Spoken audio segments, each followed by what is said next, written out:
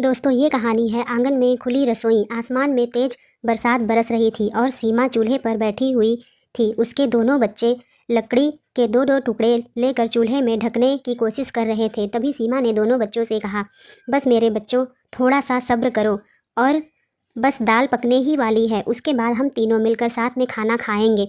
अगर आज तुम्हारे पिताजी होते तो तुम्हें इतना ज़्यादा परेशान होने की ज़रूरत कभी नहीं पड़ती।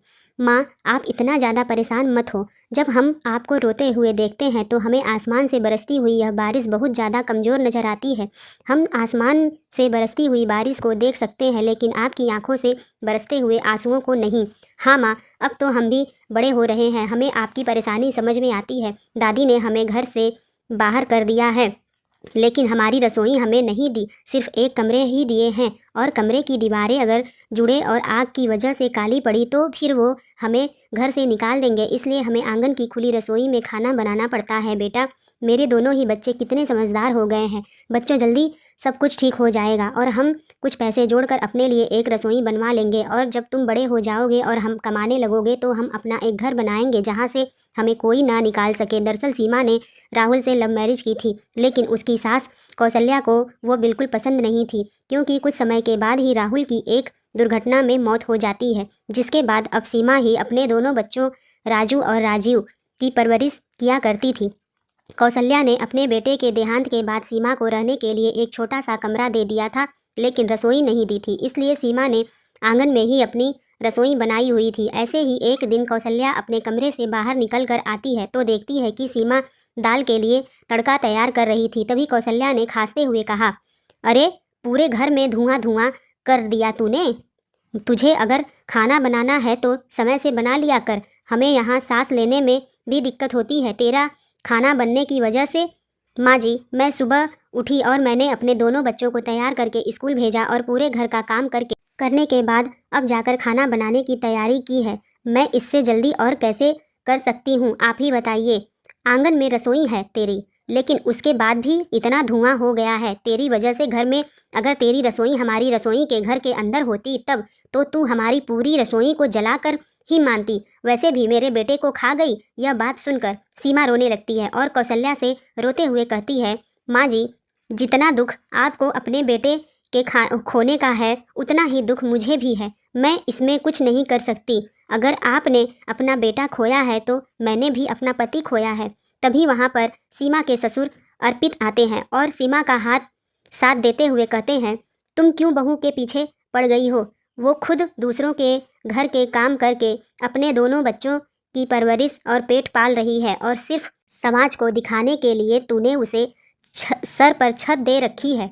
रसोई पर हक तक नहीं दिया तूने, फिर भी वो आंगन में रसोई बनाकर अपना सारा काम कर रही है और तुझे इसमें भी परेशानी हो रही है। अरे, कम से कम अपने पोतों पर तो रहम खा ले। मुझे मत बताइए कि मुझे किसके साथ क्या करना है और किसके साथ क्या नहीं करना है, समझे। इतना बोलकर कौशल्या वहाँ से चली जाती है और अपनी पत्नी कौशल्या का यह बर्ताव देखकर अर्पित भी कुछ नहीं बोल पाता है।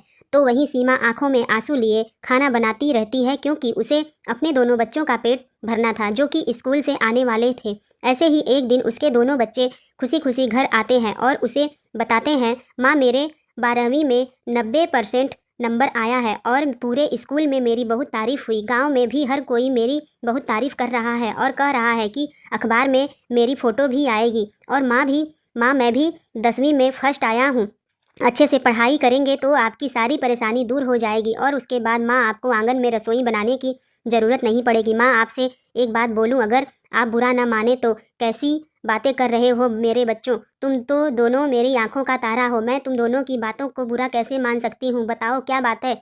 माँ, हमने पूरे साल बहुत मेहनत से पढ़ाई की है और इतने अच्छे नंबर पाए हैं। हम दोनों का रास्ते में हलवा खाने का बहुत मन हो रहा था।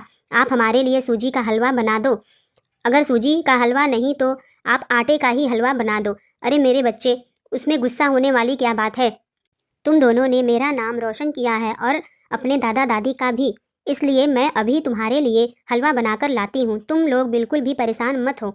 इसके बाद सीमा चूल्हे पर हलवा तैयार कर देती है और उसके बाद कुछ काम करने के लिए वहाँ से थोड़ी देर के लिए हट जाती है। तभी कौशल्या की नज़र चूल्हे पर पड़े हुए हलवे पर जाती है और वह जानबूझकर चूल्हे में पानी डाल देती है। और कहती है, बड़ी आई उन्हें हलवा खिलाने वाली, ना जाने ये खुद को समझती ही क्या है। अब मैं भी देखती हूँ उस घर में हलवा कैसे बनता है। फिर थोड़ी देर बाद सीमा आती है और देखती है कि चूल्हे पर पानी गिरा हुआ है, तो यह देखकर वो बहुत दुखी हो जाती है और उसकी आंखों में आंसू भर आते हैं और वो कहती है, हे राम जी, अगर आप जिंदा होते तो मुझे इतनी सारी परेशानियों का सामना नहीं करना पड़ता। माँ जी भी मुझसे खुश नहीं है। अब मेरे दोनों बच्चों का हलवा खाने का बहुत ज़्यादा मन कर रहा है, मैं क्या करूं। और ऐसे ही दिन गुजरते हैं।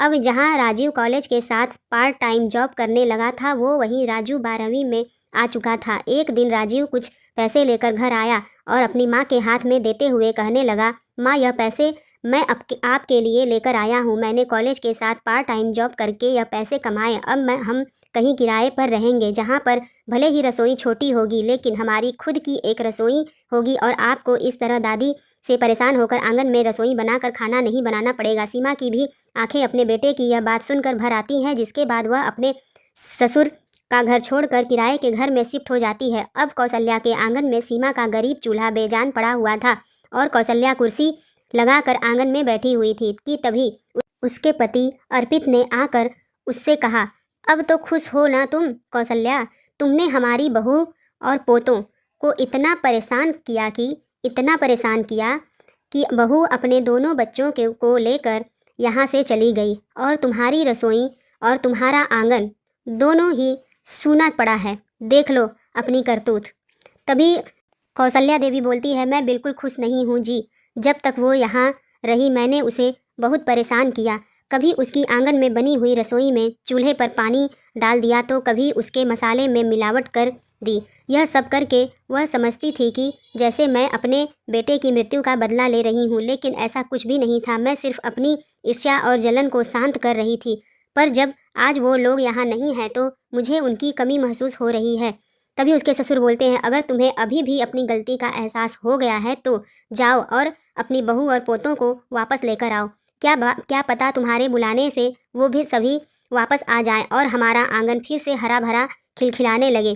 तभी कौशल्या देवी इसके बाद अब कौशल्या उसके किराए के मकान पर जाती है जहां सीमा अपने दोनों बच्चों के साथ रह रही थी। सीमा ने आज पहली बार रसोई के अंदर खाना बनाया था। उसने सब लोगों के लिए दाल चावल चोखा और हलवा तैयार किया और सभी लोगों को परोसा। तभी दरवाजे पर दस्तक हुई और दरवाजे पर खड़ी हुई कौशल्या ने कहा, तुम तो यहाँ आकर अपनी रसोई को रोशन कर चुकी हो, लेकिन मेरे घर के आंगन की रसोई तो सूनी पड़ी है ना बहू।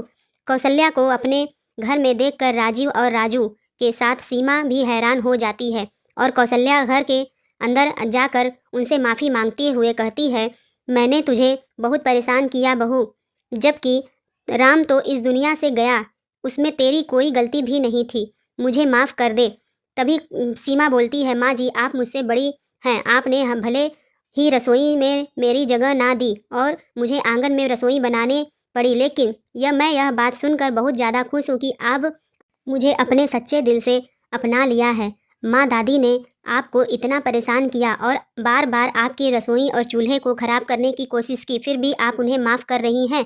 माँ दादी गंदी हैं, हम उनके साथ नहीं जाकर रहेंगे, वह आपकी फिर बेइज्जती करेंगी, आपको प्यार से नहीं रखेंगी।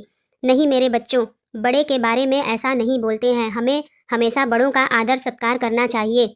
सीमा को एहसास हुआ कि कौशल्या को अपनी गलती समझ में आ गई थी, जिसके बाद राजीव और राजू भी सीमा के कहने पर वापस कौशल्या के घर जाकर रहने के लिए मान गए और उसके बाद सीमा के लिए आंगन की बनी हुई रसोई अब रसोई घर में बदल गई, जिसमें सीमा अपने सास ससुर और दोनों बेटों के लिए खाना बनाया करती और खुशी खुशी रहा करती थी। ऐसे ही सीमा का दिन लौट गया और सास भी सुधर गई। सीमा अपने परिवार के साथ सास ससुर और दोनों बेटों के साथ हंसी खुशी रहने लगती है